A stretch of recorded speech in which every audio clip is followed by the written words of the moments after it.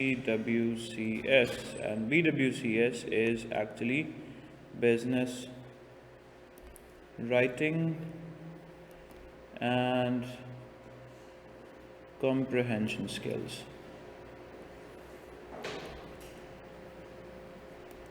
right? Business writing and comprehension skills.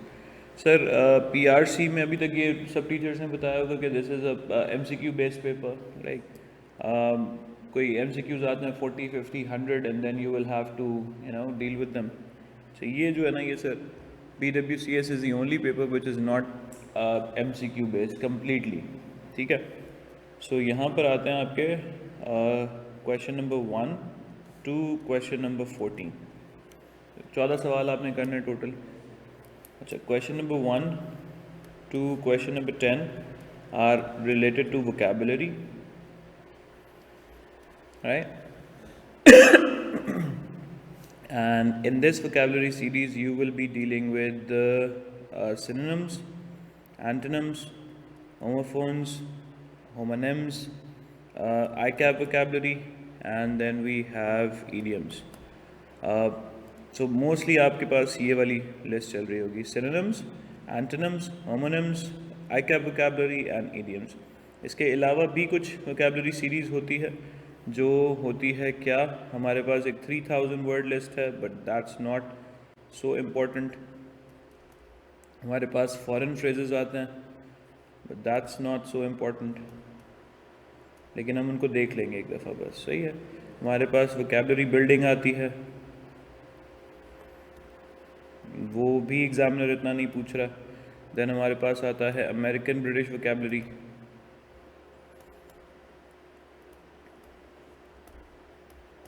और वो भी एग्जामिनर इतना नहीं पूछ रहा. हमारा जो ये synonyms, antonyms, homonyms, ICAP vocabulary and idioms, ये सर ज़्यादातर पूछे जाते हैं. क्वेश्चन नंबर 1 to 10 आपके पास होती है vocabulary, right. After that you go to question number 11 and this question is reading comprehension.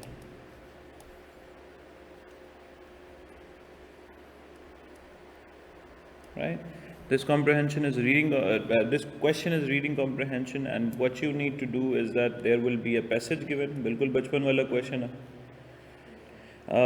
उस पैसेज को रीड करना है, and then after that you need to answer some questions. Some कितने? Some around 10 questions, right?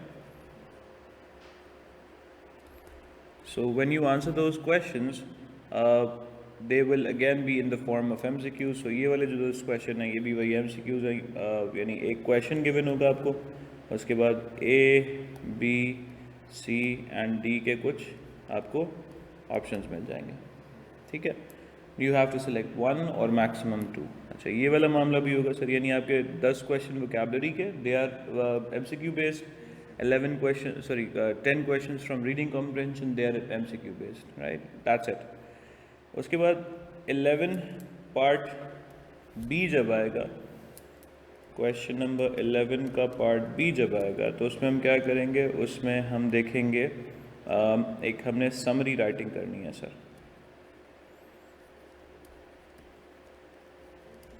Summary writing, या हम उसको बोलेंगे प्रेसी writing. ठीक है. Now summary and pressy writing are something which is quite simple. Usually हम लोग क्या करते हैं, दुनिया के हर पेपर में ये होता है कि हम एक प्रेसी अलग से देखते हैं और हम एक रीडिंग कॉम्प्रहेंशन अलग देखते हैं, राइट. 2 अलग अलग पैसेजेस गिवन होते हैं हमारे पास. सर इसमें जो पैसेज यहाँ पे अवेलेबल होगा, यही सेम पैसेज हम उठा के यहाँ ले आएंगे. So we have the same passage that we are dealing with. ठीक. That's a good thing I believe, because precis या समरी बनाने के लिए क्या करना होता है, पैसेज को रीड करना होता है, उसका मेन आइडिया पकड़ना होता है, राइट.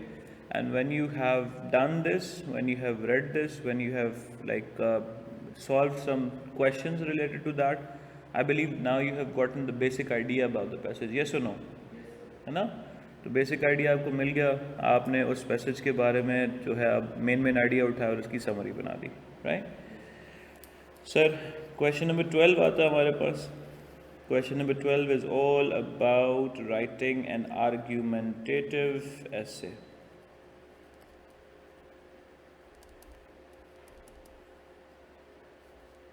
Right?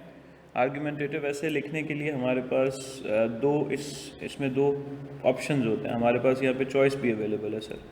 यानी या तो हम लिखेंगे 12 फिशबोन के साथ. फिशबोन एक थिंकिंग टूल होता है जिसमें हम कॉज एंड इफेक्ट्स को देखते हैं. मतलब इस तरह से एक डायग्राम आपके पास होती है जहाँ पे आप अपना इंट्रो लिखते हैं और आप बताते हैं जी कॉज 1 और उसका इफेक्ट 1, फिर कॉज 2 और उसका effect 2, and then we have cause 3 and उसका इफेक्ट नंबर 3. राइट सर, या तो आपके पास आएगा ये option. It does look like a fish, right? That's why they call it a fish bone diagram. अच्छा, इसमें हमने कितने वर्ड्स लिखने होते हैं सर? इसमें कोई MCQ नहीं है. इसमें हमारे पास 12A और 12B होता है सर. सही है. 12A में हमने क्या करना होता है? We need to plan the whole ऐसे. यानी हमने यहाँ पे कोई पॉइंट सोचना है, यहाँ पे कोई पॉइंट सोचना है, यहाँ पे कोई पॉइंट सोचना है. And we need to do the same here, here and here. Right? When we are done with all of that, हम क्या करेंगे? हम नीचे आएंगे और हम नीचे आएंगे पार्ट बी में और इसी को प्लॉट कर देंगे. We write the essay with the details above.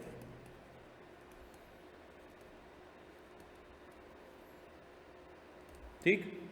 अच्छा, यानी हमने यहाँ पे क्या करना है सर? एक कॉज और एक इफेक्ट को मिला के एक पैराग्राफ बनाना. वो लिखना है सर अराउंड 50 वर्ड्स के. फिर सर कॉज 2 और इफेक्ट 2 को मिला के एक पैराग्राफ लिखना. That's again for 50 words. Then we'll have cause 3 and effect 3. That is again for 30 words. तो ये टोटल सर हमने मिला के लिखनी है यहाँ पे 150 वर्ड्स. सही है. 150 वर्ड्स यहाँ पे लिखने. No MCQs again. एंड जो हमने यहाँ पे प्रेसी बनाई थी sir, that was for 100 words. No MCQs again. तो जो चीज़ें यूँ हाईलाइट हो रही हैं sir, that means that they are suppose to be written. Right? उनको हमने MCQ नहीं करना है.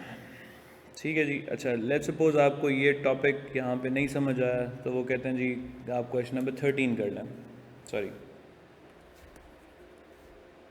कहते हैं जी आप क्वेश्चन नंबर 13 कर लें.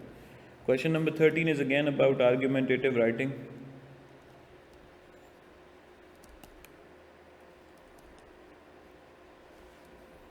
सर आर्ग्यूमेंटेटिव ऐसे लिखेंगे हम, लेकिन इस दफ़ा हम फिशबोन की बजाय हम यूज़ कर सकते हैं एफिनिटी डायग्राम.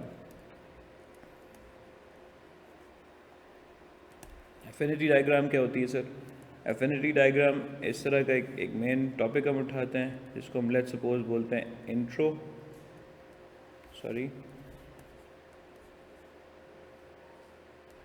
हम इनको बोलते हैं इंट्रोडक्शन. अब इंट्रोडक्शन के बाद हमने वापस से वही 3 आइडियाज़ निकाले सर. इसको हम कहते हैं आइडिया 1. इसको हम कहते हैं आइडिया 2 और इसको हम कहते हैं आइडिया 3. ठीक है. Idea 1, 2 and 3. नाउ अगेन इसको सपोर्ट करने के लिए हम सब आइडिया 1 और सब आइडिया 2 बनाएंगे. ठीक है सर. यहाँ पर भी sub idea 1 and sub idea 2 आ जाएगा. ठीक. And here we will have sub idea 1 and sub idea 2. ठीक. The point is that we will be explaining or dealing with this in the paragraphs of 3. Sir ये पूरा है part A. Part A में आपने क्या करना है? सिर्फ इन चीज़ को प्लॉट करना है, यानी एक सेंटेंस बनाना है इसके बारे में. पार्ट बी में जब आएंगे, यानी क्वेश्चन नंबर 13 पार्ट बी, तो सर इस पूरी चीज़ को एक जगह यहाँ पर आइडिया 1 सब आइडिया 1 2 को मिलाकर लिखना है एक पैराग्राफ, जिसमें क्या होगा आइडिया 1 प्लस सब आइडिया 1 सब idea 2. Sir same thing will be repeated here, यानी आइडिया नंबर 2 सब आइडिया 1 सब idea 2, and here it will be repeated again idea 3 sub idea 1 and sub idea 2, right? Collectively हमने कितने words लिखने हैं sir? 150 words in total. Yes, 150 words in total. अच्छा जी, conclusion दोनों में ज़रूरत नहीं है.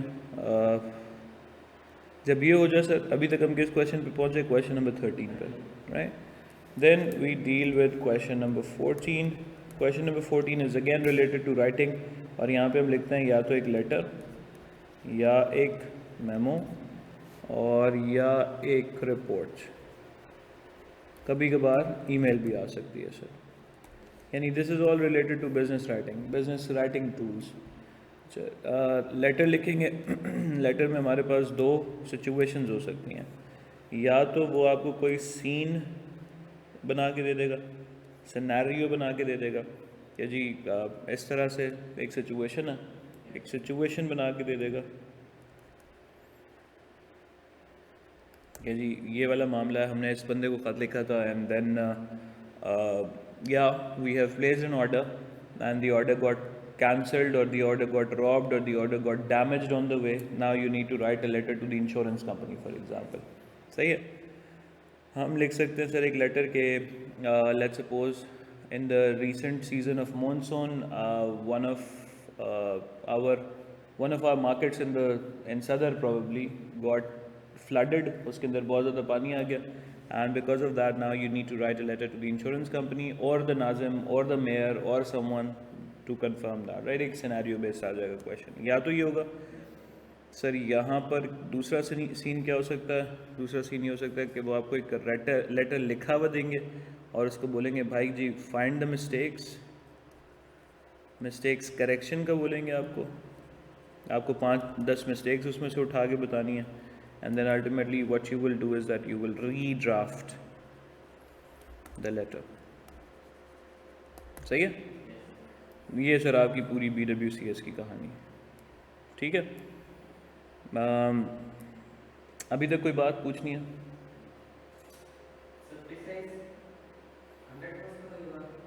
प्रति 100 वर्ड्स का होगा. सही है. चलें जी आगे. सर हमने देखा क्या? आगे हमने देखा, अच्छा जी, online students can you hear my voice? मुझे बताइएगा प्लीज़. अभी तक कोई सवाल किसी का?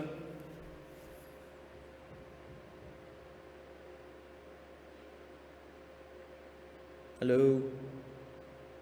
there's a comment box over there, you can write your answers.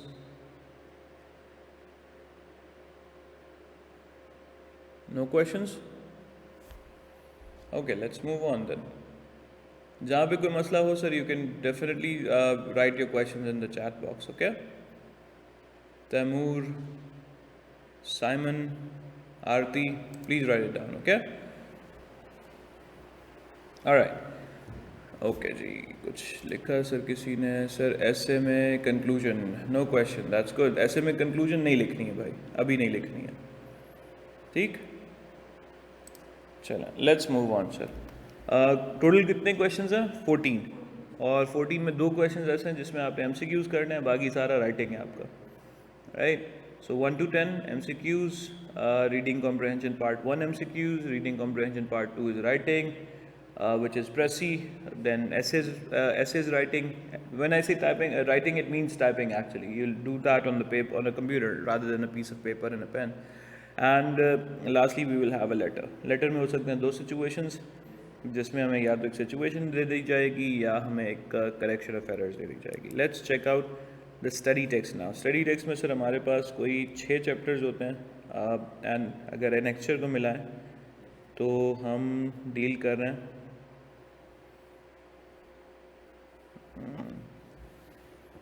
Yes. Let's start from the very beginning.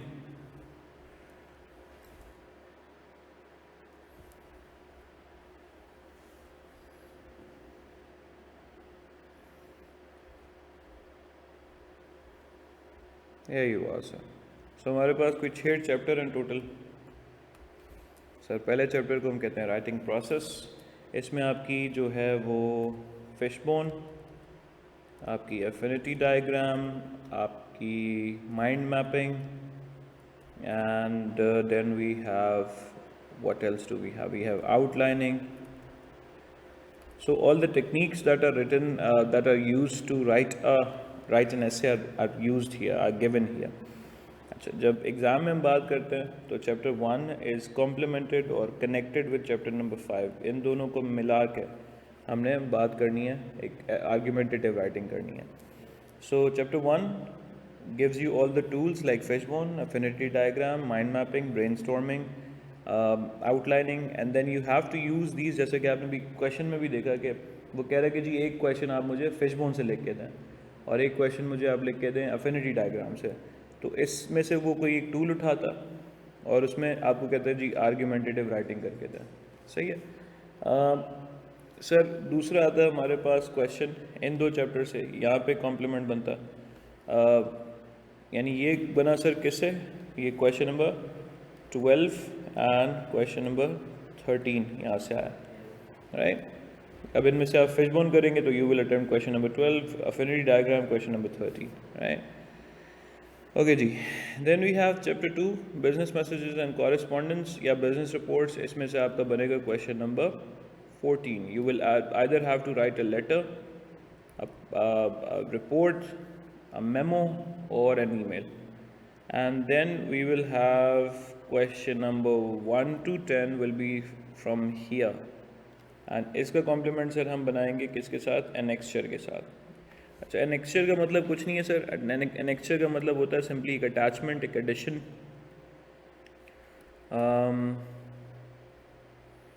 तो क्या हुआ sir, they have given us the definitions of all the words here in this chapter, and then the lists have been included here. Right. तो हम जैसे for example यहाँ पे हम सीखेंगे कि जी लेट्स सपोज सिमिलीज क्या होती हैं या फिगर्स ऑफ स्पीच क्या होते हैं. राइट. वो सब की लिस्ट यहाँ पे हमें गिवन हो जाएगी. सही है. हम यहाँ पे देखेंगे जी मेटाफोर्स क्या होते हैं. तो मेटाफोर्स की जो वोकैबुलरी लिस्ट है वो यहाँ पे हमें मिल जाएगी. So all the lists, all the attachments are here. अच्छा जी. Then we have the last part which is reading comprehension. ये हमें देता है question number 11.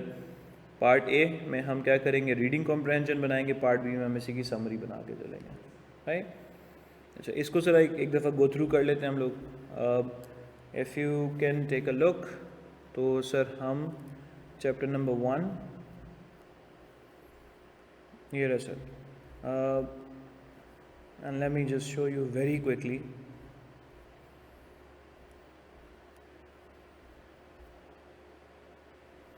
So this is your brainstorming, and then we have mind mapping.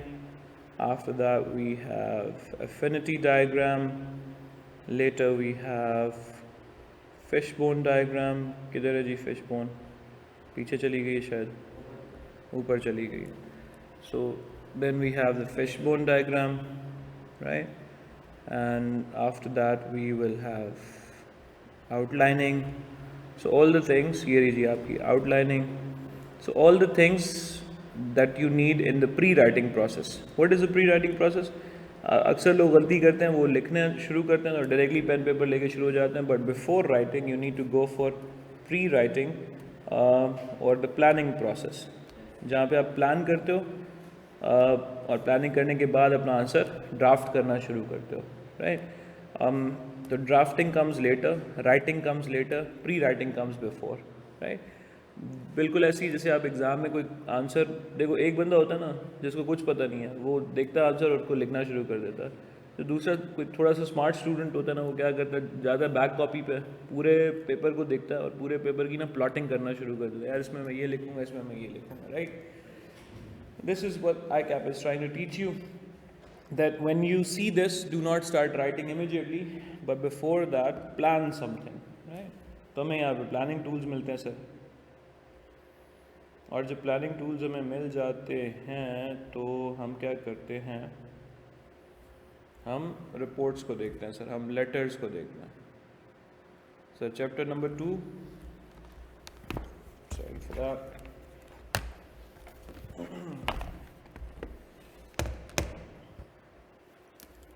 Okay जी, okay, this is taking forever.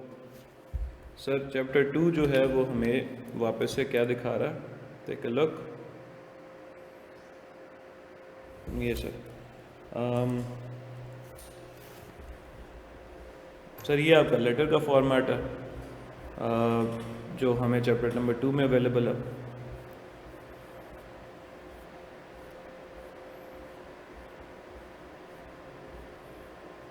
सही. And then we will have the format of memo, which is right here somewhere. ये रहा जी, memo का format हमें मिल जाता है. And similarly we will have the formats of all the other things here, right? Then we take a quick jump one more time to get to chapter 3. Chapter 3 is all about report writing, sir. So writing the report. तो अभी इसको thoroughly देख रहे हैं हम इसको. When we come to solve this, we will get to know all the things that are here. Chapter 4 sir, जैसा कि हमने पहले भी बात की थी, Chapter 4 is all about vocabulary and phrases. तो vocabulary की अगर बात करें तो ये lists के नाम लिखना शुरू कीजिएगा सर साथ साथ. ये है जी आपकी vocabulary building, first list. इसमें हम देखते हैं कि एक वर्ड को दूसरे पार्ट ऑफ स्पीच में कैसे चेंज करते हैं. For example, we have the word know, and then we have knowledge, then we have knowingly, and then we have knowledgeable, right? So we have a verb, noun, adverb, and adjective. So yeah, this is called vocabulary building. Write it down, please. So vocabulary building. After vocabulary building, we will go to the next part, which is called क्या है जी, yes. After this we will have synonyms. This is one of the very favorite areas of examiner. अभी देखते हैं prefix क्या होता है जी. Prefix are words which are attached before a word and then they change the meaning. For example, possible becomes impossible, cycle becomes recycle, produce becomes reproduce. तो पहले हमने word डाल दिया, कुछ लेटर्स उसके साथ डाल दिए and then it change the meaning. Suffixes क्या होते हैं? Suffixes are words that come at the end of a word to change the meaning. For example, we have possible, we made it possibly. For example, we have national, we made it nationality, right?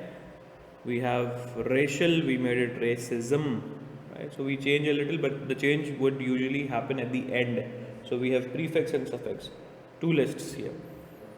So then we have synonyms. Synonyms are words which have the same meaning. So good, splendid, marvelous, outstanding, mind-blowing, mind-boggling are all synonyms of each other, right? Cell phone can be called handy, cell phone can be called mobile phone. These are all synonyms. So these are all synonyms which have the same meaning. एक इसकी list है जो हम लोग याद करेंगे.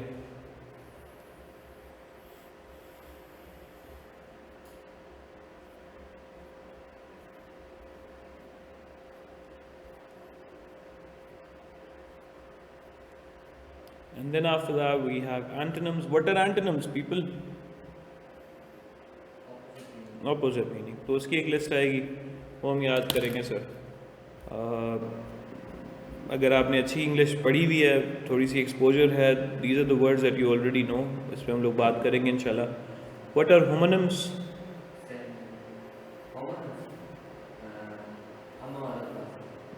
The words with the same sound but different meaning. जैसे there, there and there. It has three different meanings, right? There is a short form of they are. जैसे हम यहाँ पे अगर लिखें तो we have there, then we have there, and then we have there, right? So simply homonyms, words which have the same sound but different meanings, different, sometimes the same spelling as well. right? Then we have, what do we have next? Sir, we have abbreviations or acronyms. यहाँ पे एक छोटा सा rule है writing का जो हम समझेंगे. What are abbreviations and acronyms?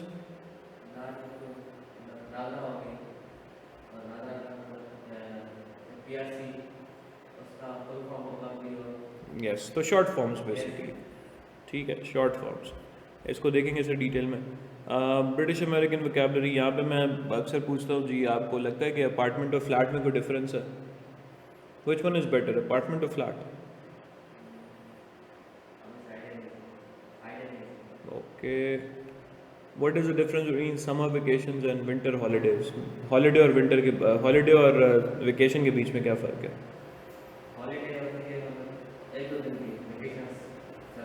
तो exactly the point, sir. Holiday and vacation means the same thing. One comes from American side, one comes from British side. That's it. They're the same. Flat and apartment also is the same thing. एक American word है और एक British word है. That's it. फिर आते हैं sir figures of speech. ये पता है किसी को क्या होता है? क्या?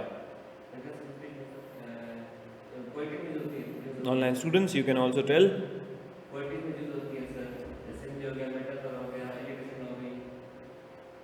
ये लेकिन सिर्फ पोट्री में यूज़ होती है. हम राइटिंग में भी यूज़ कर सकते हैं ना. जैसे हम बोलते हैं जी inflation has broken the backbone of economy. तो इकोनॉमी की बैकबोन तो नहीं होती है, लेकिन हमने यूज़ किया ना. हम बोलते हैं, क्या बोलते हैं सर, हम इसको बोलते हैं पर्सोनिफिकेशन. राइट. आपने एक इडियम बोला, एक सिमिली बोला, एक और वर्ड बोला था आपने, एनिटेशन. एलिट्रेशन क्या होती है सर? एलिट्रेशन. एलिट्रेशन. ओके, ठीक है, सही है जी. उसके बाद आता है सर हमारे पास, क्या आता है हमारे पास? फॉरेन फ्रेजेस आते हैं सर. अच्छा, फॉरेन फ्रेजेस का मतलब कि there are a lot of words which have been borrowed by Urdu. For example, do you know the Urdu word for mobile phone? What's the Urdu word?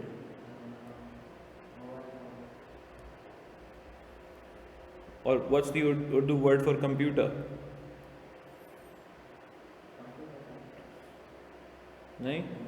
Okay, what's the Urdu word for ambulance? गाड़ी. तो कोई भी गाड़ी है ना. राइट. इसी तरह English ने भी बहुत सारे वर्ड्स बोरो किए हैं जो उर्दू से हैं. फॉर एग्जांपल, हम वहाँ पर यूज़ करते हैं वर्ड बाज़ार. बाज़ार एंड बाज़ार आर सेम. सर हमारे पास है pandit. Pandit is copied from this Hindi. Right. Bangalore is copied from Bangla, हमारा. सो हम देखेंगे कि कौन कौन सी लैंग्वेज से हमने उठाया सर ये वर्ड. जैसे हमारे पास एक वर्ड है रांडेवू, जिसको हम लिखते हैं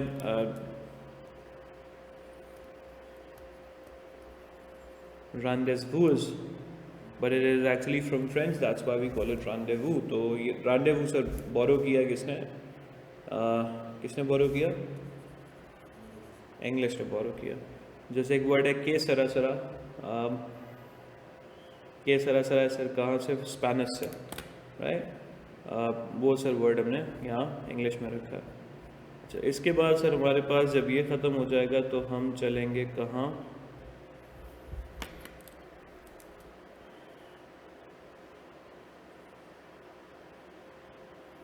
हम आ गए सर चैप्टर नंबर 5 में. 5 में हमें कुछ नहीं सीखना सर सिवाय आर्गुमेंटेटिव राइटिंग के. I think we will start with this in the very first go. और उसके बाद सर हम क्या करेंगे? हम करेंगे reading comprehension, which is right here.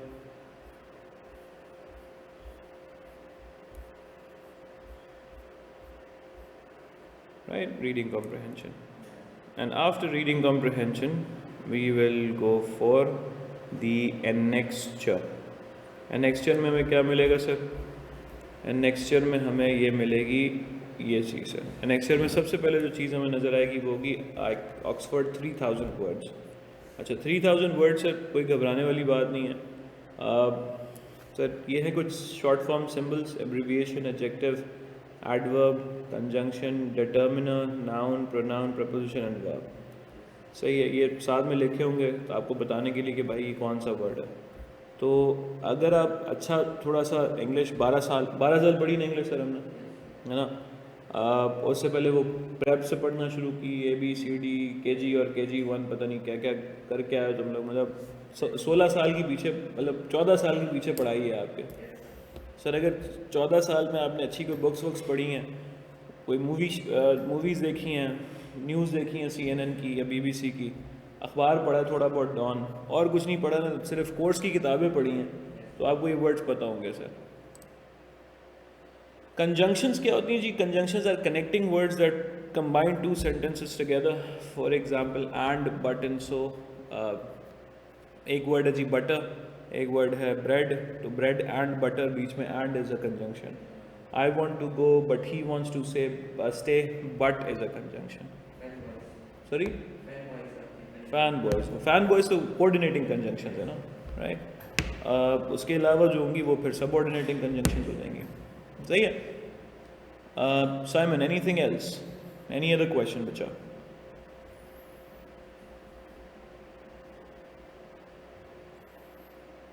Waiting for you Simon.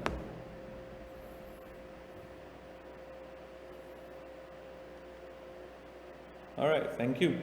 अच्छा जी, तो अगर आपने वो बुक्स पढ़ी हुई हैं, मिसेस ओकेंटब पढ़ा हुआ है, फर्स्ट ईयर में था शायद, 20 मिनट्स विद मिसेस ओकेंटब।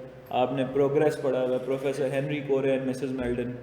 आपने पढ़ा हुआ है द नीम ट्री। आपने पढ़ा हुआ है साकी H.H. मुनरो का वो द वुल्व्स ऑफ सर्नोग्राफ्स। सर आपके इंटर के चैप्टर्स के नाम ले रहा हूँ मैं, या उसमें भी सर अगर आपने पढ़ा हुआ होगा, प्रोग्रेस है, सही है। शेक्सपियर का थोड़ा बहुत दिखाया होगा बीच में, 7 stages of a man's life, right, ये पढ़ी होगी। हाँ वही वाला। तो सर अगर पढ़ा हुआ ना तो उसमें ये सारे वर्ड्स आए हुए होंगे। तो आपको ना एबिलिटी का वर्ड ढूंढने की ज़रूरत नहीं है, ये आपको पता होना चाहिए, है ना। एक्शन का वर्ड पता सर, एडवेंचर पता है सर, एब्सेंट। तो इतना ना ये वाली लिस्ट पे इतना जान मारने की ज़रूरत नहीं है, ये वो वर्ड्स हैं जो हमें पता है भाई। फिर से एक ऐसी रैंडम सैम्पलिंग कर रहे हैं ना, रैंडम सैम्पलिंग टेस्ट कर रहे हैं। मुझे बताओ, ऑटोमेटिक का वर्ड पता, मीनिंग पता, बियर्ड का मीनिंग पता है सर, अवेयर का मतलब पता। तो इसमें ना हमें कोई इतनी जान मारने की ज़रूरत नहीं है। जान हम किस पे मारेंगे? जान हम मारेंगे आई कैप वाली वोकैबुलरी पे। फिर से देख लें सर, ये देखिए, एंटरटेनमेंट का मतलब पता है सर, एक्सरसाइज का मतलब भी पता है, एक्सटेंट का मतलब भी पता होगा। इसमें ना मतलब मेजॉरिटी 10% वर्ड्स होंगे जिनके मतलब हमें नहीं पता होंगे, 90% हमें आता है, राइट। लेकिन एक हमारी लिस्ट जो आई कैप ने हमें दी है, वो हमने सर हर क्लास में उसको रगड़ना है थोड़ा सा। That word is related to what?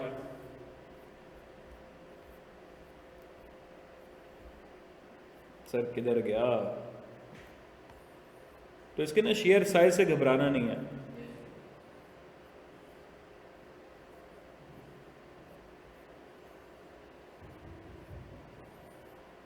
ये लें जी, यहाँ से सर आई हमारे पास क्या, word list as specified by ICAP. अब इसमें जो है ना 90% वर्ड्स ऐसे होंगे जो नहीं पता, सही है। तो जैसे मैं आपसे पूछूं सर, एडजुवेंट का मतलब पता हमें? ये लिखा हुआ है सर इधर, ये वाला। एडहेयर का मतलब पता? Luckily, that's good. Autocratic, beneficiary, ये भी बड़ा कॉमन वर्ड है, पता है ना, गुड यार। सर हम शिकैनरी का मतलब जानते हैं, ओके। हमें एबिलिटी का मतलब पता? सही है। बोनांजा सुना है, मतलब नहीं पता, है ना, वो कपड़ों वाला ब्रांड, बोनांजा सतरंगी, बिल्कुल सही है, लेकिन मतलब नहीं पता ना। ब्लंडर, इसका मतलब पता होगा। Sir I am from Hyderabad and I am preparing my self for March exam for PRC 1 and 5। That's brilliant, that's good. Sir bondage का मतलब पता हमें?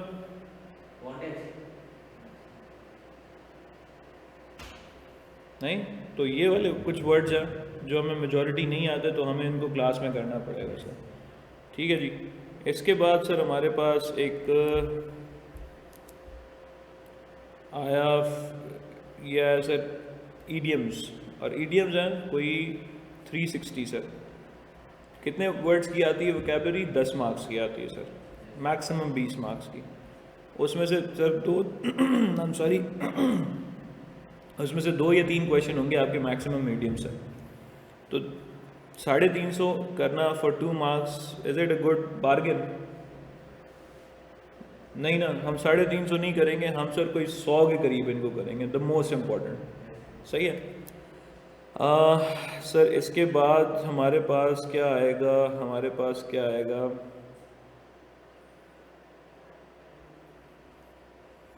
सर फिर आती है हमारे पास फॉरेन फ्रेजेस। फॉरेन फ्रेजेस में सर हमें एक वर्ड आता है, जैसे फॉर एग्जांपल एंग्स्ट। एंग्स्ट का मतलब सर जर्मन से लिया है, एंग्स्ट है टेंशन। और let me show you this just to understand this, just to get a better grip on this, ताकि मेरे स्टूडेंट्स को जो है ये मसले ना हों। तो मैंने ना कुछ फॉरेन फ्रेजेस, फॉरेन लैंग्वेजेस थोड़ी सी सीख ली है। सही है, ताकि आपको ये वाले मसले ना हों। क्यों नहीं आ रहा है?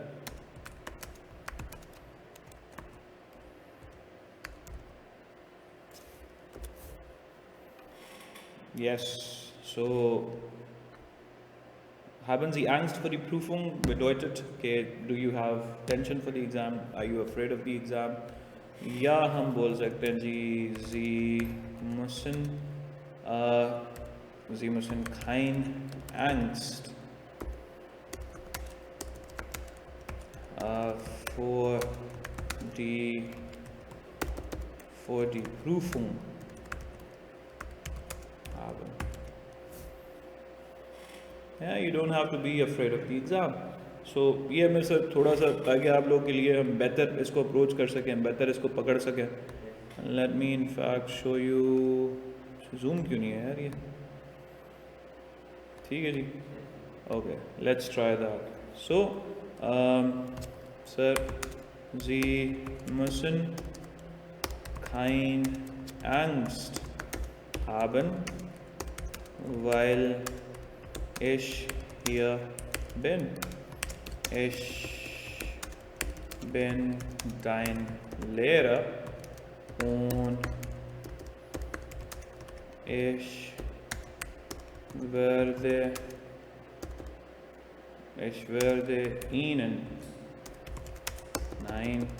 werde Ihnen helfen. Ja? Und zusammen wir werden diese Prüfung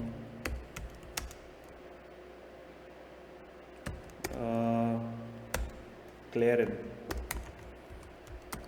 Yeah? Right? So आपको घबराना नहीं है सर, आपके लिए काफ़ी सारा काम पहले से हुआ हुआ, घबराना बिल्कुल नहीं है। बस जो मैं बोलूँ सर, पेपर मुश्किल है, सीए में आया सर, सीए मुश्किल ही होता है, राइट? पेपर मुश्किल है, लेकिन पेपर जो है सर आपका पास हो जाएगा इन the very first go, dependent on the condition कि आप वो करते रहें जो मैं आपको बोल रहा हूँ।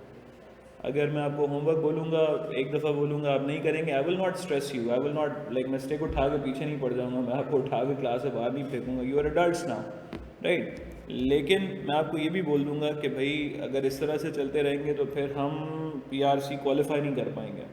सही है? If you are not able to qualify PRC, again जो मैं कह रहा हूँ वो करना नहीं करना सर, करना है सर।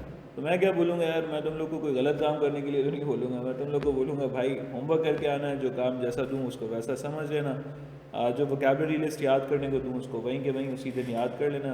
अदरवाइज़ फिर हम बोलेंगे कि जी मिलेंगे इंशाल्लाह नेक्स्ट अटैम्प्ट में। तो इसको याद रखिएगा सर। आगे चलें। तो कुछ वर्ड्स आते हैं सर हमारे पास, कहाँ से कुछ वर्ड्स आते हैं हमारे पास? फ्रेंच से। सो सर उसमें हम कहते हैं, क्या कहते हैं? उसमें हम कहते हैं बिenvenue।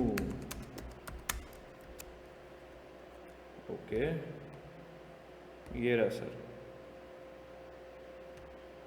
Alright, yes, bienvenue, comment ça va,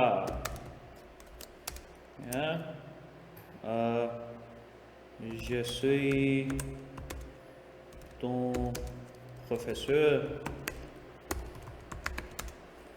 et je parlais un peu de français. Yeah, so we'll be able to do that. तो फॉरेन फ्रेजेस से भी नहीं घबराना सर, आपने जो है ना बस उसको याद करना सर, ठीक है। तो ये देखें सर, उसी के नीचे लिखा हुआ है बेटेनुआ लिखा हुआ है जी। फिर कार्चे ब्लॉन्क, खोजे सेलेब्रे, ये सारे सर चीज़ें आपकी। फिर आता है सर क्या, डेजावू सर, इटालियन से आता है जी डोल्से बेटा। और सबसे ज़्यादा जो चीज़ें आपकी आई हुई हैं वो आई हुई है लैटिन से, because Latin is the root language for both of these, Spanish and French. ठीक है जी, तो फॉरेन फ्रेजेस करेंगे सर। जैसे ही फॉरेन फ्रेजेस कर लेंगे सर, हमारा सिलेबस हो जाएगा ख़त्म। ठीक है, आप आए हो मेरे साथ मार्च के लिए, मई के लिए, मई के लिए सर, मार्च के लिए साइमन आया। ठीक है जी, तो sir this is what you will do, this is what you get. And before you begin, मैं आपसे एक बात ऑनेस्टली पूछना चाहूँगा सब लोगों से, यार आप लोग की ग्रामर कैसी है? मतलब अगर एक सेंटेंस में समझाऊँ, मीनिंग वगैरह उसको कंपोज कर लोगे सेंटेंस को, इतना आता? मतलब ये तो नहीं लिखोगे ना आई टू स्कूल गो, ऐसी लैंग्वेज तो नहीं बोलते ना, आई गो टू स्कूल, राइट। हम ये नहीं बोलेंगे, आई गोइंग टू स्कूल भी नहीं बोलेंगे, हम I am going to school बोलेंगे, right. So what about you guys, online students, can you handle grammar? Can you make proper sentences और नॉट?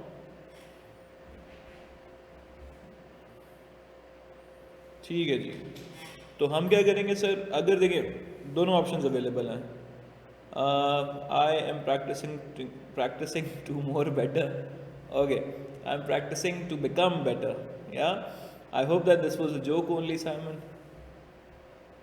ठीक है जी, तो अगर तो आपकी ग्रामर मज़ेदार नहीं लगेगी, आपकी राइटिंग तभी अच्छी होगी यार जब तक ग्रामर अच्छी होगी। Rules of language, if you do not know the rules of language you will not be able to write the rules of language, right. So अगर तुम्हारी ग्रामर अच्छी है तो हम जल्दी राइटिंग की तरफ आ सकेंगे। अगर हमारी ग्रामर अच्छी नहीं है तो फिर हमें ना थोड़ा सा लंबा रूट लेना पड़ेगा ग्रामर वाला। And let me ask you just as a test, what is a verb sir? Okay sir, आप लोगों से पूछ रहा हूँ, online students, what is a verb?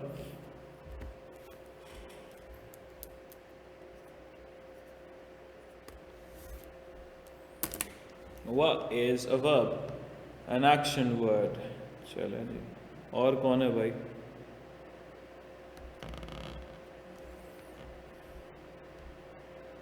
और कोई answer? Simon, what is your answer?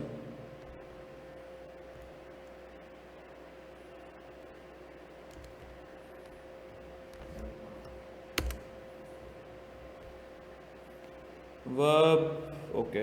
अच्छा तो मुझे बताएं सर, अगर मैं बोलूँ आई, सर ये जूम बताइएगा, काफ़ी है सर, आई टीच इंग्लिश, तो मुझे बताएं सर एक्शन किधर है? टीच है, यानी इसी को हम वर्ब बोलेंगे, है ना। और अगर मैं बोलूँ आई, आपका नाम क्या है? हसीब। अगर मैं बोलूँ हसीब, आई एम हसीब, तो इसमें एक्शन का है?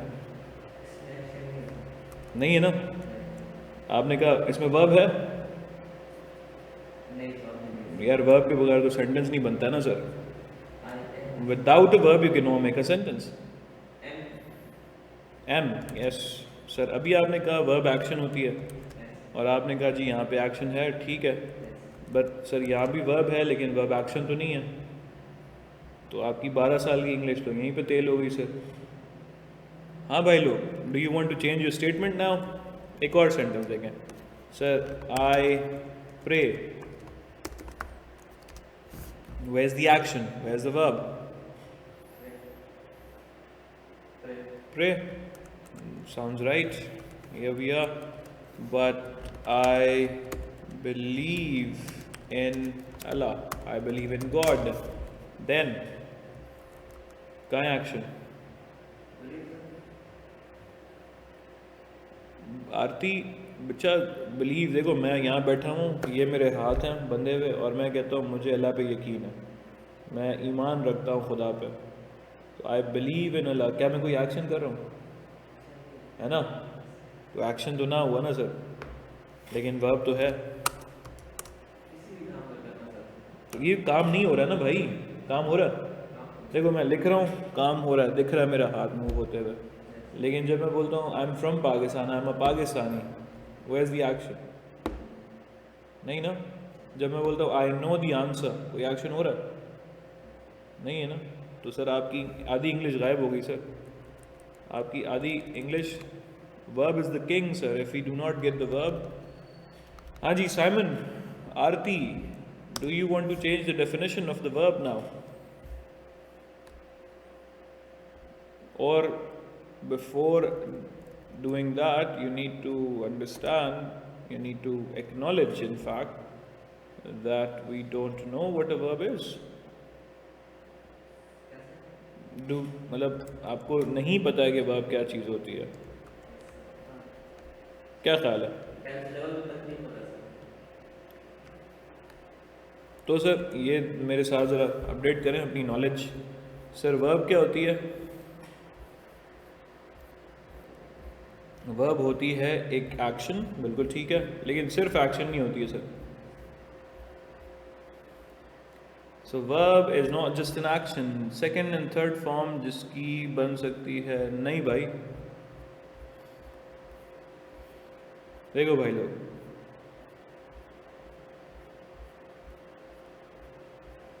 सर वर्ब होती है एक स्टेट या एक एक्शन। लिखें सर अपने पास, sir part of complete sentence, nope, that's like avoiding the sentence all together. लेकिन सर अब आप बोलेंगे verb is a part of speech, तो सही है, लेकिन उसका रोल तो नहीं डिफाइन कर रहे ना आप। Sir verb is an action और a state, that's what we are trying to say. Verb is an action or a state. Sir जब मैंने कहा I teach English, तो मैंने यूज़ किया वर्ब का action nature, है ना। लेकिन जब मैंने कहा I am a teacher, तो मैंने उसका यूज़ किया state nature. Yes?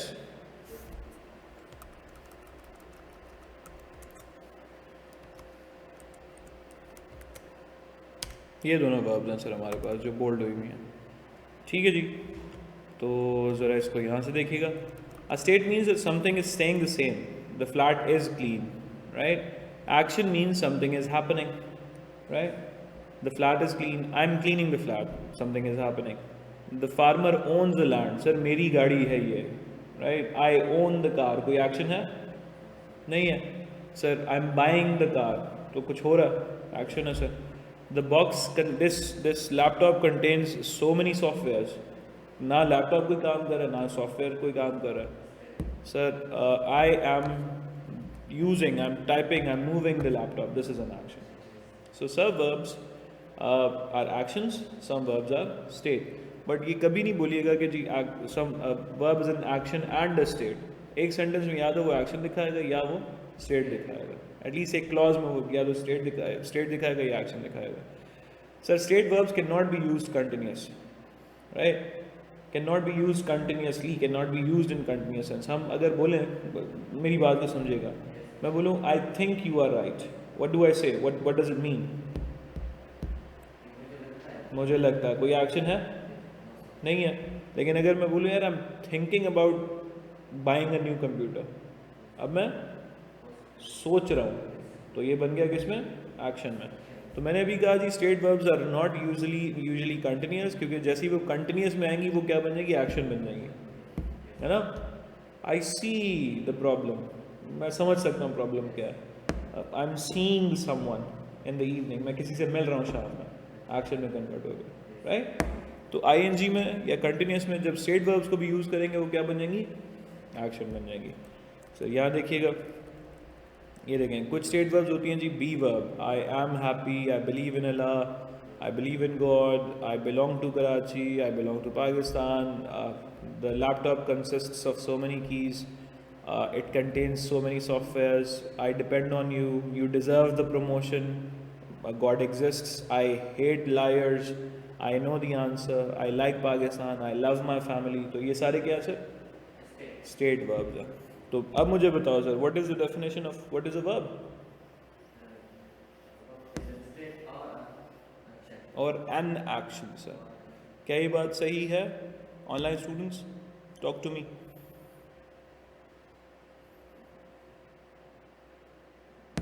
चलें जी सर, दूसरा हमने कहा कि भाई अगर हम एक स्टेट वर्ब को आईएनजी में यूज़ कर देंगे तो वो क्या बन जाएगा, एक्शन बन जाएगा। सर वी हैव 3 कार्स, हमारे पास 3 गाड़ियां हैं, यस थैंक यू। और हम कहते हैं जी कि हम लंच कर रहे हैं तो वी आर हैविंग लंच। हम imagine people say we are having 3 cars, right, हम 3 गाड़ियां खा रहे हैं, right? Doesn't make any sense. I come from Sweden, which means I come from Pakistan, which means that I'm a citizen or I'm a person from Pakistan. And I'm coming from Sweden, मैं वहाँ रहता नहीं, मैं बस travel करते हुए आ रहा हूँ, right? Action बन गया sir. I see your problem. Mark is seeing his boss. Do you see that house? I see Daniel quite often. This picture looks nice. I'm looking at this picture. तो action versus state। एक और काम होता है sir, जब हम किसी verb को आईएनजी में कन्वर्ट करते हैं ना, तो वो परमानेंट सिचुएशन से उठ के टेम्पररी सिचुएशन में चली जाती है, समझे सर? मैं एक सेंटेंस लिख रहा हूँ आपके सामने कि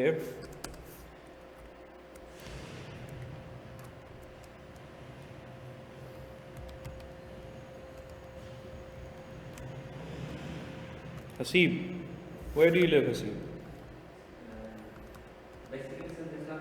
ये चीज़, that's what I wanted to know sir. I am from Islamabad, right, यानी I come from Islamabad, right, यानी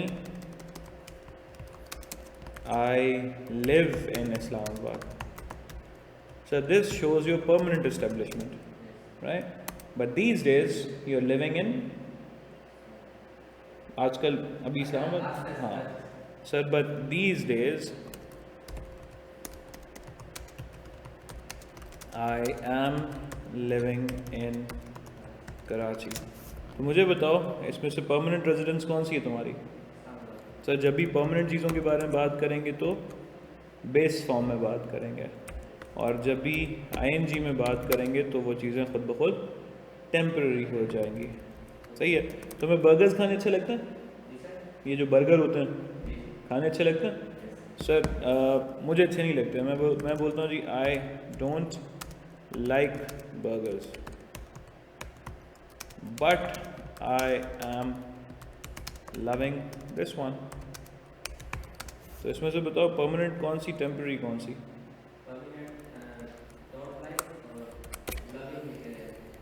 और इत्तेफाक से देखो ये वाला जो है ना, ये उसका मैकडोनल्ड्स का लोगो भी है, आई am loving it, right. McDonald's कहता है यार बर्गर्स तो बाकी सही हैं, लेकिन ये वाला जो है ना, ये टेम्पररी जो अभी खा रहा हूँ ये कुछ और ही है। सर अगर मैं बोलूँ I don't like parties but I am having fun here, तो परमानेंट कौन सा, टेम्पररी कौन सा? तो हमने क्या सीखा सर? हमने ये सीखा कि अगर कोई चीज़ बेस फॉर्म में रहेगी तो वो परमानेंट क्वालिटी दिखाएगी, अगर वही चीज़ आ जाएगी इधर आईएनजी में तो वो टेम्पररी में शिफ्ट हो जाएगी। और आसान करें सर इसको, यानी अगर मैं प्रेजेंट सिंपल बोलूँगा तो प्रेजेंट सिंपल किस लिए यूज़ होता है? डेली रूटीन्स के लिए, और डेली रूटीन्स यूजुअली परमानेंट होती हैं। लेकिन सर प्रेजेंट कंटिन्यूस बताता है usually something happening right now, है ना? और ये जो समथिंग हैपनिंग राइट नाउ है ये यूजुअली क्या होता है, टेम्प्रेरी होता है। अभी आपने खुद बोला ना आजकल कराची में रह रहा हूँ, लेकिन कराची में रहता नहीं हूँ सर, राइट। सो अगर मैं ये इसको हटाऊँ बीच में से तो मुझे नज़र आएगा प्रेजेंट कंटिन्यूस क्या है, टेम्प्रेरी, और प्रेजेंट सिंपल क्या है, परमानेंट। ऐसा क्यों बोल रहा हूँ, क्योंकि प्रेजेंट सिंपल में लगती है कौन सी फॉर्म सर, बेस, और इधर लगती है आईएनजी फॉर्म, ऐसी ही ना। तो सर ये ज़रा लिख लें अपने पास। 3 चीज़ें सर मैंने आपको अभी तक सिखाई। जो हमारी वर्ब होती है वो क्या होती है, सही है सर। सर बेस वर्ब जो है वो यूजुअली दिखाती है परमानेंट चीज़ों को, और आईएनजी दिखाती है एक्शन को, लेकिन टेम्पररी एक्शन को, राइट। अगर हम एक स्टेट वर्ब को भी आईएनजी में कन्वर्ट करेंगे तो वो क्या बन जाएगा, और टेम्पररी बन जाएगा, राइट। क्लियर है ये बात, चलें जी। अगर ये बात क्लियर है तो ज़रा इसको सॉल्व करना है। Sir Tom is on the internet, he's telling people about himself. Say which verbs express states and which express actions. So I surf the net most evenings, ये definitely एक action है। My flat is in the town center, action of state, state है sir। I drive a taxi in the daytime, action है। I own 2 cars, I go to lots of parties, I love football, state है sir. तो एक मामला हमारा हो गया सीधा, ठीक है सर। दूसरी एक आखिरी बेसिक सी बात करनी है ग्रामर से रिलेटेड, वो है ये कि मुझे बताओ वर्ब की कितनी फॉर्म्स होती हैं। 3 होती हैं, कौन कौन सी। अगर मैं तुम्हें बोलूँ कि वर्ब की 8 फॉर्म्स होती हैं तो सही है। देखें बी वर्ब होती है ना, राइट सर। एक होती है इज, एक होती है एम, एक होती है आर, एक होती है वॉज, एक होती है वर, एक होती है बीइंग, और एक होती है been. Let's count it together.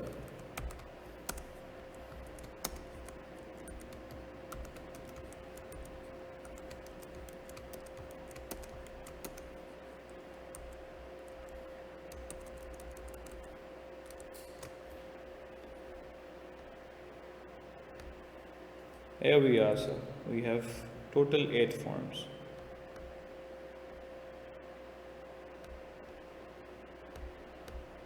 Right? लेकिन सर ऐसा सिर्फ इसी एक वर्ब के साथ होता है।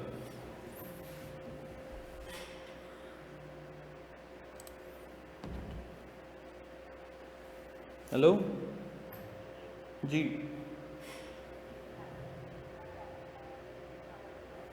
मेरे पास है। आपको चाहिए बस तो ले लें यहाँ से, या मैं आके दे दूँगा आपको। मैंने 4 बजे तक, अभी नहीं कर रहा।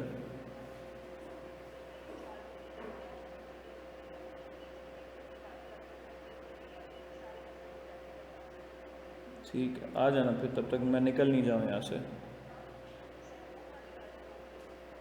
सही है।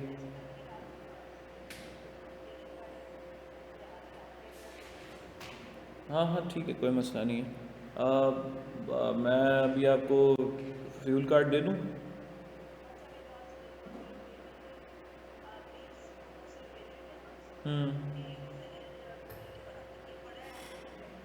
सही है।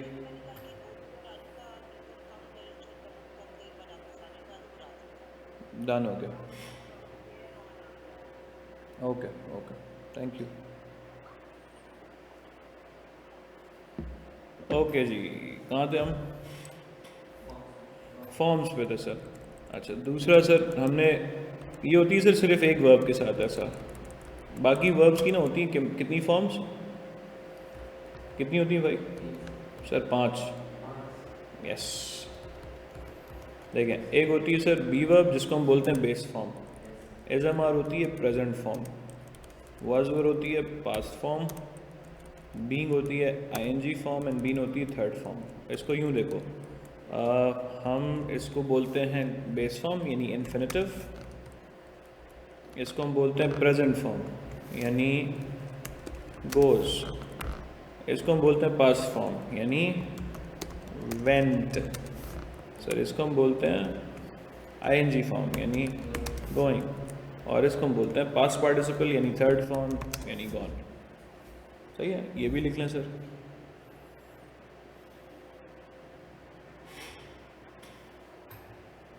दो कॉन्सेप्ट और उसके बाद फिर हम अपने ग्रामर बंद, क्योंकि आपने बोला कि जी ग्रामर आती है, राइट।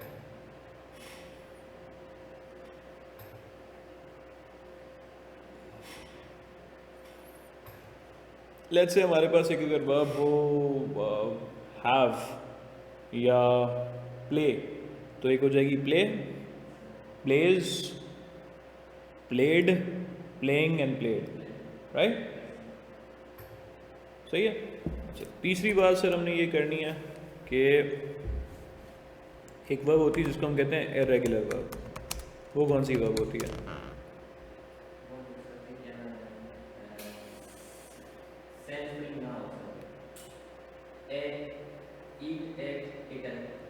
तो कट कट कट, वो भी तो सेम स्पेलिंग है sir. Cut cut cut irregular है और उसकी सेम स्पेलिंग है।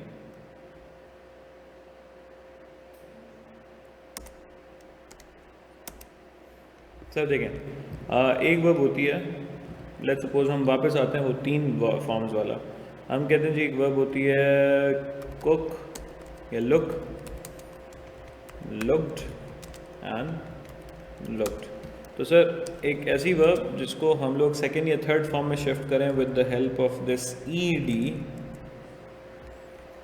Right, with the help of this ED, इसको सर हम बोलते हैं रेगुलर वर्ब, जिसमें ये ईडी लग जाए और वो सेकंड थर्ड फॉर्म में शिफ्ट हो जाए, that's called a regular verb. Sir एक ऐसी वर्ब जिसमें ये ईडी वाला चक्कर ना हो, that's a regular verb sir. यानी सर जैसे आपने कहा catch, caught and caught, sir cut, cut and cut, sir go, went and gone. सही है। तो वो तीनों सेम स्पेलिंग भी हो सकती हैं और तीनों की स्पेलिंग अलग भी हो सकती है, बस उसमें ईडी नज़र नहीं आएगा सर हमें। जैसे इवन, से, सेड, सेड, राइट। ठीक है जी, ये क्लियर हो गया।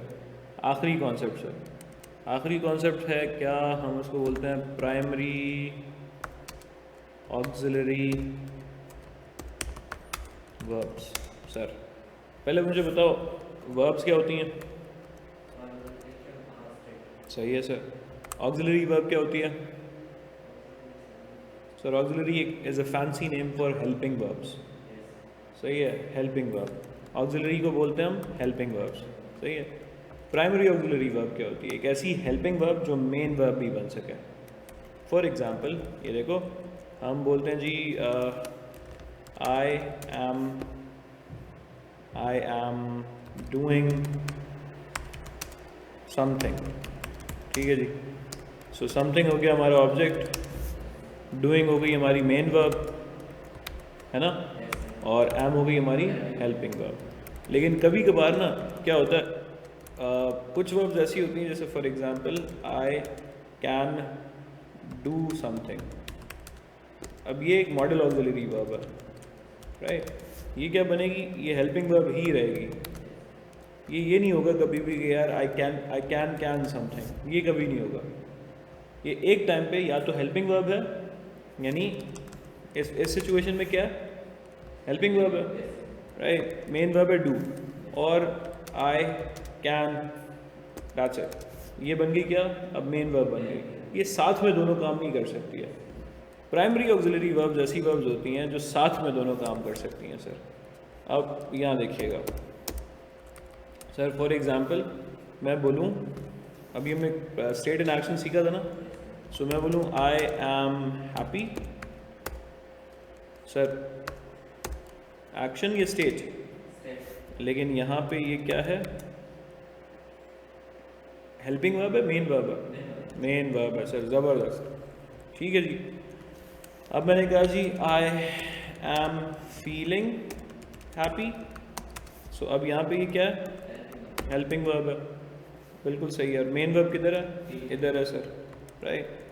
लेकिन अगर मैं बोलूँ आई एम बीइंग हैप्पी, मैं खुश हो रहा हूँ, आई एम बीइंग ऑनेस्ट करते हैं चलें, क्योंकि सेंस नहीं बन रहा ना उसके साथ।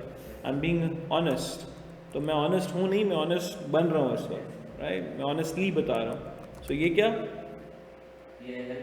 और ये क्या? लेकिन क्या ये दोनों बी व बी की बहनें नहीं है? ये देखो इधर इधर हमने लिखा था, मेरे को बी व बी तो है, आई एम बी वर्ब है और बीइंग बी वर्ब है ना सर। ये देखें, तो एक प्राइमरी ऑक्सिलरी वर्ब हमारी कौन सी हो गई? B verb. 3 होती है सर टोटल, सही है। ये लिख लें सर अपने पास, I am happy, I am feeling happy, I am being honest, I am being silly, you are being silly, right. तुम सिली हो नहीं, तुम सिली बन रहे हो सर, राइट। ठीक है जी। तो दूसरी कौन सी होगी सोचो?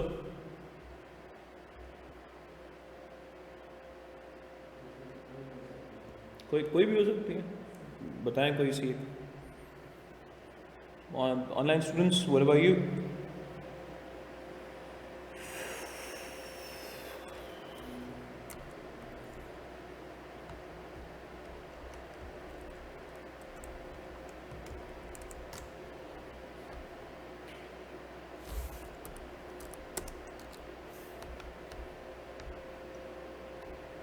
बताओ भाई लोग।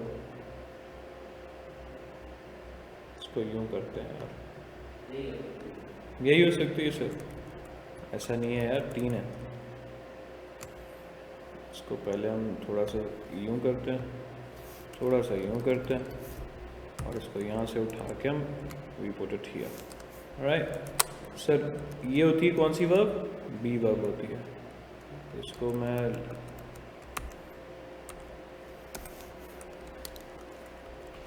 दूसरी क्या हो सकती है सर? सर दूसरी हो सकती है हैव। कैसे? ये देखें सर, हैव को ना जब हम लिखते हैं तो बोलो आई हैव टॉट हिम या I have caught the ball. Sir main verb किधर? ये रही सर, है ना। और ये क्या है? हेल्पिंग वर्ब, तो इसको हमने मेन वर्ब बना दिया। ठीक है, अब ये देखो आई हैव द बॉल, अब किधर है मेन वर्ब? हैव है ना, यहाँ पे ये मेन वर्ब बन गई और यहाँ पे ये हेल्पिंग वर्ब बनी हुई है। लेकिन कभी ऐसा भी तो हो सकता है कि यार मेरे पास ये बॉल 2 साल से है, I have had this ball for 2 years। तो अब ये क्या बन गया? ये क्या सर? तो ये क्या है? तो ये जिसको भी हाईलाइट किया हुआ ये क्या है? और ये क्या? Main verb. तो एक टाइम पे सर फिर से हमने देखा कि ये वर्ब जो है वो बन सकती है हेल्पिंग वर्ब भी और मेन वर्ब भी। तो दूसरी प्राइमरी ऑक्सिलरी वर्ब क्या होती है? हैव, है ना, सही है। तीसरी क्या होगी सर? उप्स सर, तीसरी क्या होगी?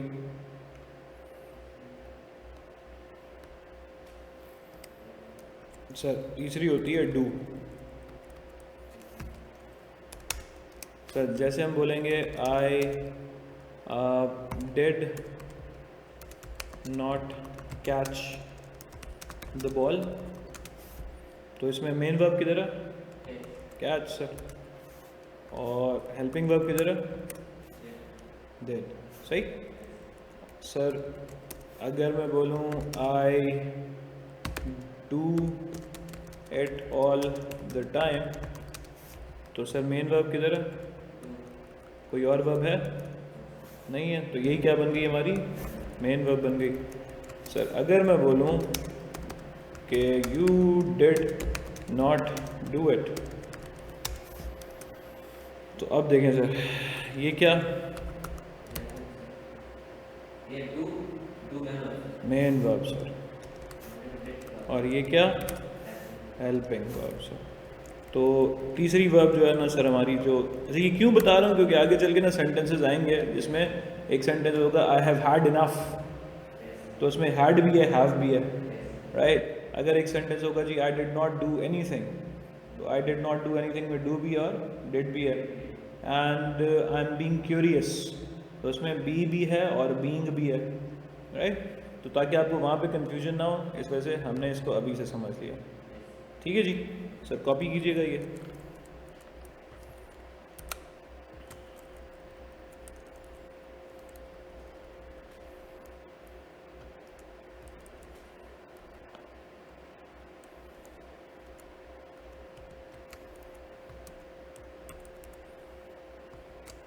So online students, did you understand this concept?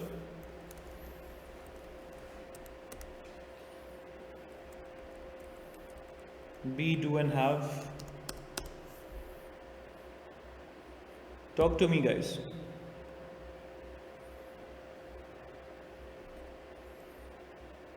ठीक है जी, चले आगे सर। अब हम कर सकते हैं अपनी प्लानिंग फॉर टुमारो। तो सर अब क्योंकि हमने ग्रामर सॉर्ट कर लिया कि जी ग्रामर हमने नहीं पढ़नी है, सही है। अगर आपको लगे बाद में किसी स्टेज पे कि हम ग्रामर पढ़ना चाहते हैं, हमें समझ नहीं आ रही हैं चीज़ें, we can always change that.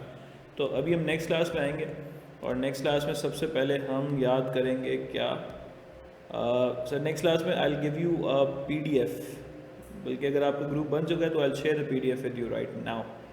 ठीक है, तो ये सर आपको एक PDF मिल जाएगी इस तरह से।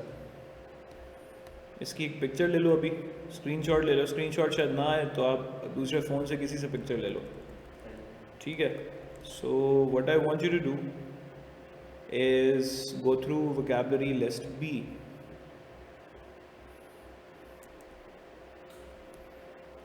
यस, ठीक है, छोटी सी लिस्ट है। कहाँ से शुरू होती है? बैनर से शुरू होती है, और कहाँ तक जाती है? ये ब्लिट्स तक आई बिलीव जा रही है, बास्किंग तक जा रही है, कहीं तक तो जा रही है, ब्लिट्स तक जा रही है सर। इसकी ज़रा एक पिक्चर ले लो। Do you have a phone? Do you have a phone? क्या? ठीक है, चले तो इसकी एक सर स्क्रीनशॉट ले लें आप। How can I join the group? You talk to the admin, you call them, you make the necessary fee, you pay the necessary fee, and then you know get the admission. That's it. Okay, sir, ये हम करेंगे याद from banner to blitz। सही है। Let's suppose अभी हमने इसको याद किया, थोड़ा सा इमेजिन करें सर। हमने देखा बैनर है, बैश है, बास्किंग है, बेनिफिशियरी है, बिस्टो है। The meaning of banner is a poster, a sign, basking is to relax, bash is to hit something, right, strike something. दूसरा बैश का मतलब होगा a birthday bash, a party. Beneficiary is a recipient of something. Bestow is to grant, is to give. Allah has bestowed many things for us, right? Blunder is a stupid mistake. Bona fide is something which is genuine, authentic. Uh, Bona fide comes from Latin. Bonanza is a rise, a period of good time. You know, have you studied economics? नहीं, medical side से। तो कभी कभार ये होता है ना कि हम बिजनेस बहुत अच्छा चलता है, कभी कभार इतना अच्छा नहीं चलता। उसको हम इकोनॉमिक्स में कहते हैं ट्रेड साइकिल्स, राइट। कभी इकॉनमी बहुत अच्छी चलती है, कभी एकदम नीचे आ जाती है। तो जो अच्छा टाइम होता है ना उसको हम कहते हैं bonanza, right, bonanza. Then we have bondage. Bondage is slavery, bond से आया, right. After that we have breach. Breach is breaking a contract. Brisk is quick. आपने देखा होगा पार्क्स में लोग ब्रिस्क वॉक करते हैं अक्सर, right. They move a lot, they move quite fast. Then we have browse. After browse is searching, looking for something, जैसे internet browsers होते हैं हमारे पास, Buoyant सर किसी भी ऐसी चीज़ को कहते हैं जो फ्लोट कर सकती है, और इसका फिगरेटिव मीनिंग ये होता है कि हम लेट्स सपोज हम बहुत ज़्यादा दुख में, परेशानी में, but we can still say happy, we can still stay happy, so we are actually buoyant. हम we keep our chin up, we don't sink, we keep up, right? And benevolent is someone who's kind, like Abdul Satari thi. And blitz is something which is kind of a military offense or an attack, right? अगर let's suppose आपने ये याद कर लिया, तो हम क्या करेंगे सर, नेक्स्ट क्लास में हम इसको इससे सर रिवाइज किया करेंगे. तो नेक्स्ट एक क्लास में सर हम एक वोकैबुलरी याद करेंगे, नेक्स्ट क्लास में उसको रिवाइज किया करेंगे, ठीक है? ये देखें जी, हमारे पास आया बैश. तो बताओ जी, बैश का मतलब क्या था?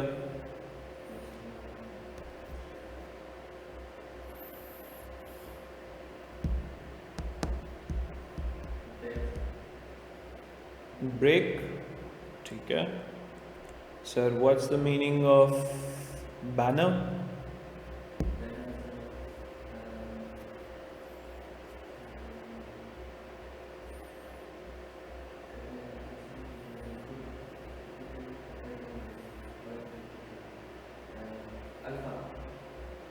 Okay, operating as one entity, that's good.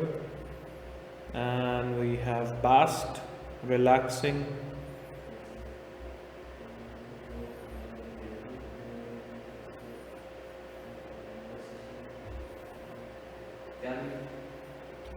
Charlie is good. Beneficiaries.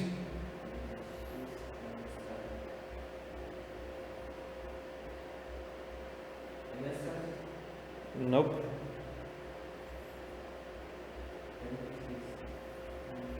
What's the meaning of beneficiaries, people? ये हमने नेक्स्ट क्लास में याद किया हुआ होगा. अभी I'm just asking you to imagine, you know. Next class में इंशाल्लाह हमने याद किया हुआ होगा.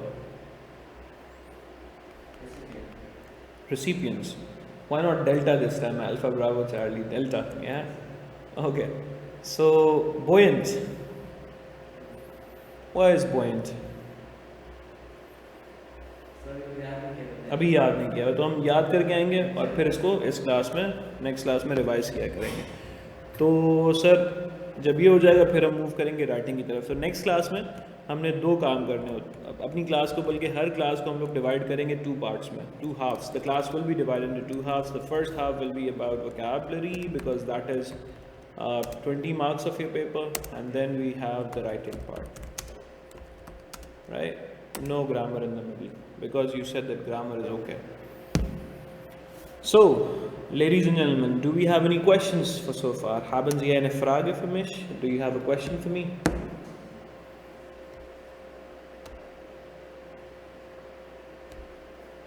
Oops, ये क्या खुल गया भाई?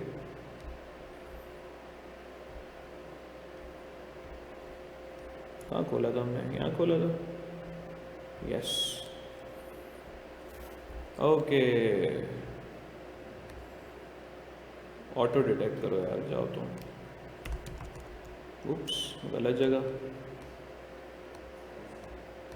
यहाँ से.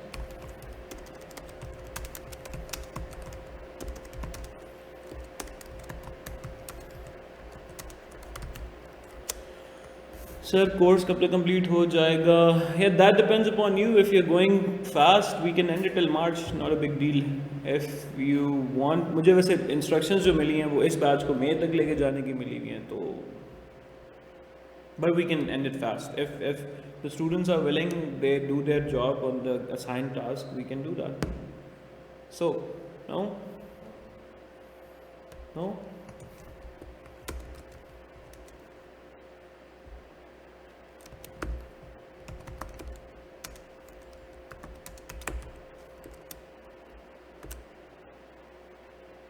No?